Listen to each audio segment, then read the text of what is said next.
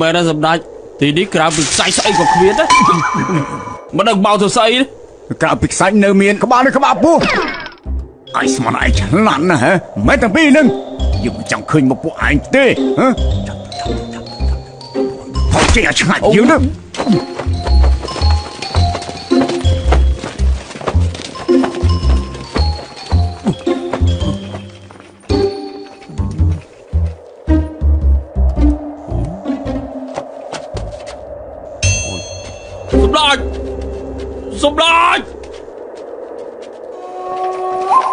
សម្ដេចអើយយើងឲ្យឯងទៅឆ្ងាយពីយើងឯងមកចិត្តយើងធ្វើអីទៅ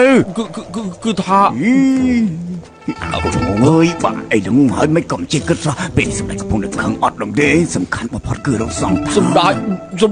បាយរូទៀតគឺថាយើងនៅឯងខ្ញុំមិនតែឃើញ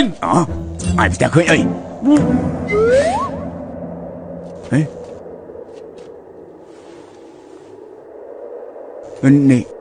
នេះណាគេ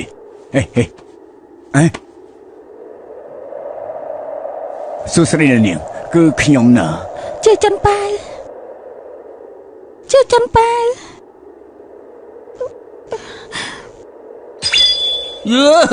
ខ្ញុំស្មានថាជាសងថាការពិតជាមនុស្សស្រីសោះសម្រាប់ហើយទុកឲ្យនាងស្លាប់ចុះហើយពួកយើងបាច់ទេ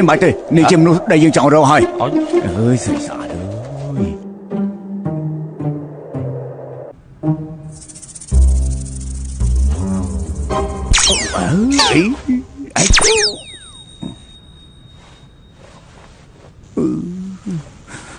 រីស្អាតស្រីស្អាតចាប់ដឹងខ្លួនទៅ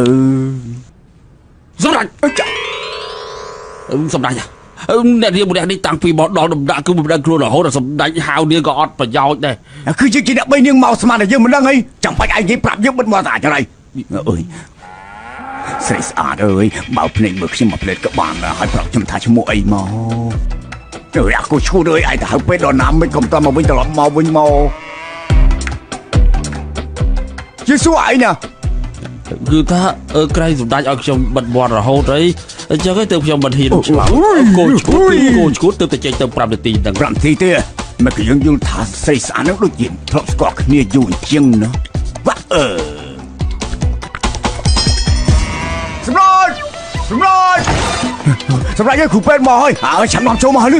យឆាប់នាំមក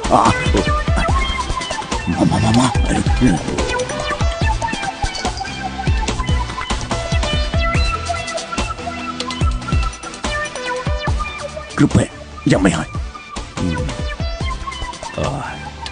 កុំក្វីក្បាលដល់ដង្ហើមធំ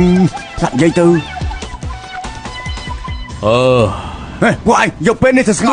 កុំសម្ដេចធ្វើគ្រូពេទ្យគឺតែធ្វើរកវាបន្តិចចុងហើយកុំផ្ទះសាពេកផ្ទះសាធ្វើអីបើជាងស្រីស្អាតមិនអីទេមែនទេខ្ញុំក៏អាចថាមិនអីដែរប៉ុន្តែមិនអាចស្លាប់ខ្ញុំចង់ដឹងថាពេលណានាងដែលខ្លួនក៏មិនអាចដឹងខ្លួនយកពេលនេះទៅចំហទៅសម្ដេចកុំទៅជាចិត្តស្ដាប់ខ្ញុំនិយាយឲ្យចប់សិនបានអត់អ្នកនាងម្នាក់នេះគឺជីបចរលូតធម្មតាប៉ុន្តែថយទៅសន្សំដង្ហើមរបស់នាងក៏ប្រកបដីប៉ុន្តែខ្សោយទៅរឿយប៉ុន្តែបេះដូងក៏លូតល្អដែរគ្រាន់តែយឺតទៅជាបណ្ដើយឺតទៅនេះជាចំណុចសំខាន់គឺថាសញ្ញាសុខភាពរបស់អ្នកនាងម្នាក់នេះប្រកបដីគ្រប់យ៉ាងប៉ុន្តែបើនិយាយពីសញ្ញាជីវិតរបស់នាងបាត់បង់សន្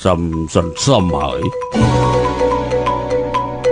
នេះជាភាសាមនុស្សគឺពេលនេះនាងនៅមានជីវិតធម្មតាប៉ុន្តែរស់អត់បានយូររំជុំអាចជួយនាងទៅបញ្ហាគឺនៅត្រង់ថានាងប្រកបដីគ្រប់យ៉ាងរកមិនឃើញមូលហេតុពីជំងឺសោះហើយរកមូលហេតុជំងឺមិនឃើញហើយខ្ញុំក៏មិនដឹងថាជួយសង្គ្រោះបែបណាដែរខ្ញុំយល់ថាអ្នកនាងម្នាក់នេះគឺខ្ញុំបានជាយល់ថានៅក្នុងលោកនេះគឺគ្មានអ្វីត្រូវអាឡោះអាល័យនាងបាត់បង់បំណងប្រាថ្នានៅក្នុងការរស់នៅហើយទើបមិនព្រមដឹងខ្លួនគួរតែត្រៀមចិត្តទុកជាបុណ្យឲ្យហើយទៅនេះគឺជាដំណាក់កាលចុងក្រោយ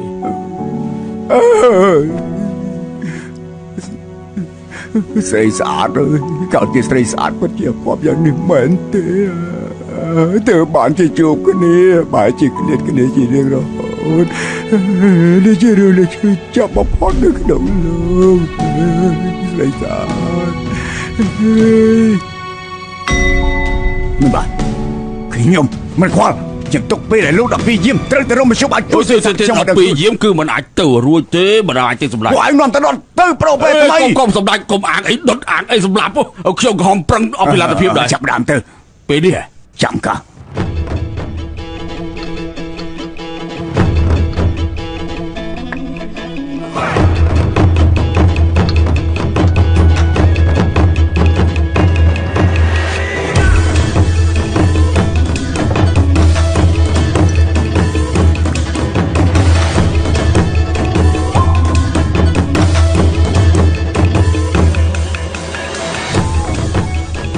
ក្តៅពេកទៀតដឹងអីខ្ញុំសាកមើលសិន សម្ដេច រសជាតិមិនអន់ទេ ខ្ញុំប្រើថ្នាំជាច្រើនចូលគ្នាទើបត្រង់បានបញ្ចានហើយនេះគឺជាថ្នាំពៅកម្លាំងអ្នកខំមានជំនឿគឺផឹកហើយអាចខ្លាចលៀមពាក់ទៅ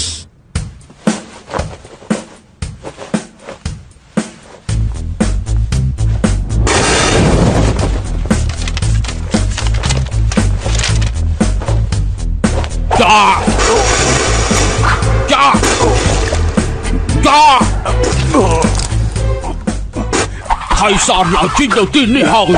ចាជុំសិនលោកធ្វើស្អីនឹងខ្ញុំឲ្យលោកមកជួយមនុស្សបែរជាមកចាក់ខ្ញុំរបួសទៅវិញដល់ហេតុអី ខ្ញុំកំពុងកំចាត់បិសាច ឈួតទេពួកយើងគឺជាបិសាចណា ខ្ញុំភ្លេចប្រកាច់យក លោកជាគ្រូពេទ្យមែនទេពួកឯង អូកុំជុំសម្ដេចទុកឱកាសខ្ញុំម្ដងទៀតខ្ញុំនៅមានមជ្ឈបាយទុកចិត្តចុះ ក៏បានខ្ញុំទុកឱកាសឲ្យលោកទៀតបើសិនជាស្រីស្អាតរបស់ខ្ញុំមិនដឹងខ្លួនខ្ញុំនឹងប្លន់ស្បែករបស់លោកហូតសរសៃលោកគូលហូនៅមើលគេជួយស្រីស្អាតរបស់យើង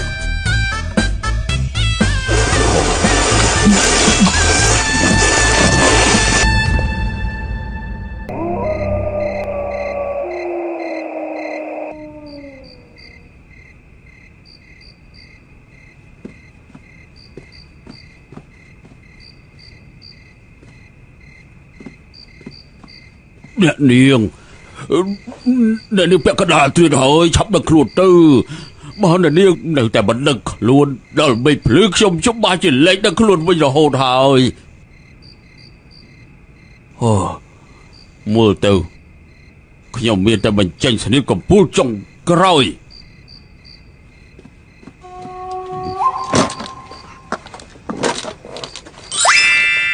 អ្នកនាងមើលកាបូបនេះទៅនាំចូលពីបរទេសឆ្លងកាត់ជាងជំនាញល្បីឈ្មោះ10នាក់ចំណាយពេល10ថ្ងៃទើបអាចផលិតកាបូបត្បូងដ៏ស្អាតនេះមកបានហើយម្យ៉ាងទៀតវាគឺជាវត្ថុសម្រាប់ចិត្តរបស់ព្រះនាងរជ្ជកាលមុនហើយនេះគឺជាកាបូបប្រឌិតជាងគេណាអ្នកនាងដឹងទេ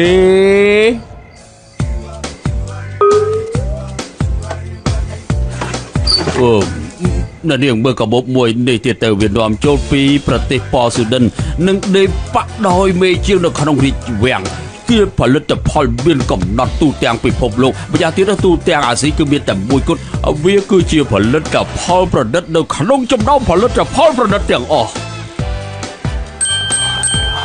រឿងនេះគឺវាមិនសំខាន់ទេសំខាន់គឺពួកវាគឺជារបស់អ្នកនាងហើយអាយយក្រៃព្យាបាលជំងឺ100មុខអីឯងបាត់តែអួតមែនចាំចេញជាមួយសិនតែមានរូបអី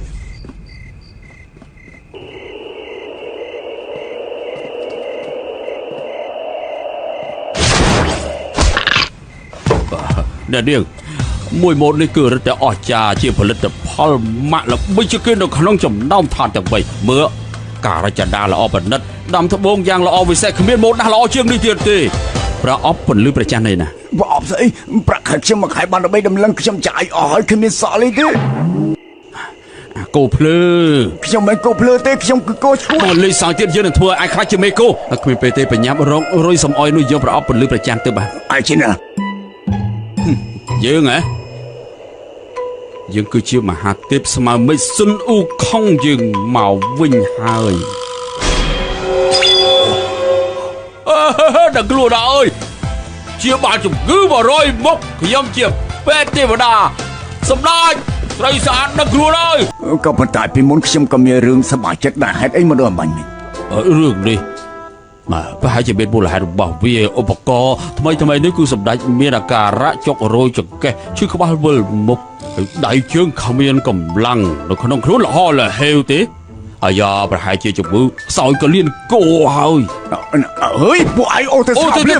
មិនក៏ទៅចិត្តដឹងតែវាស្ងោអញ្ចឹងប្រហែលជាមូលហេតុផ្សេងមូលហេតុអីប្រហែលជាសម្ដេចមានស្នេហ៍ពិតចំពោះស្រីស្អាតហើយបានជាមានអារម្មណ៍ពុះកជ្រោលបែបហ្នឹងពិតមែនហើយខ្ញុំពិតជាមានស្នេហ៍ស្មោះចំពោះស្រីស្អាតមែនប្រហែលជាបែបនេះហើយមើលទៅតោះទៅមើលស្រីស្អាតសម្ដេចឈួតហើយសម្ដេចឈួតហើយសម្ដេចណាឈួតណាជាគឺស្រីស្អាតឈួតហើយបាទ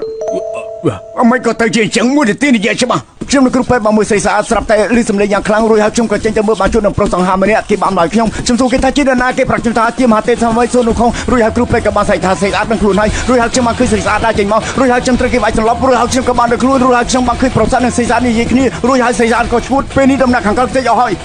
1នាទី3វិWhat យើងឲ្យអានិយាយតែ1នាទីអានិយាយលើ3វិនាទីអាចទុកមកឲ្យយើងខ្លាំងមិនបានទេអាកូឈួតសម្ដេចស្ងោមកតែបាញ់មិនឲ្យថាម៉េចមហាទេពស្មៅមិចសុនខងបាទគេថាគេជាមហាទេពស្មៅមិចសុនខងហើយស្រីស្អាតក៏ឈួតទៅឯងទៅឈួតស្រីស្អាតទៅមិនដឹងខ្លួនមិនអាចមានកម្លាំងមកផ្លាញ់សំណាក់ខាងក្រោយបានអាយើងឃើញសុនខងត្រូវប្រម៉ែគង់ស្អីមកក្រាបច្បាស់ណាមិនអាចបង្ហាញខ្លួននៅទីនេះសម្រាប់បើជឿទៅមើលខ្លួនឯងទៅ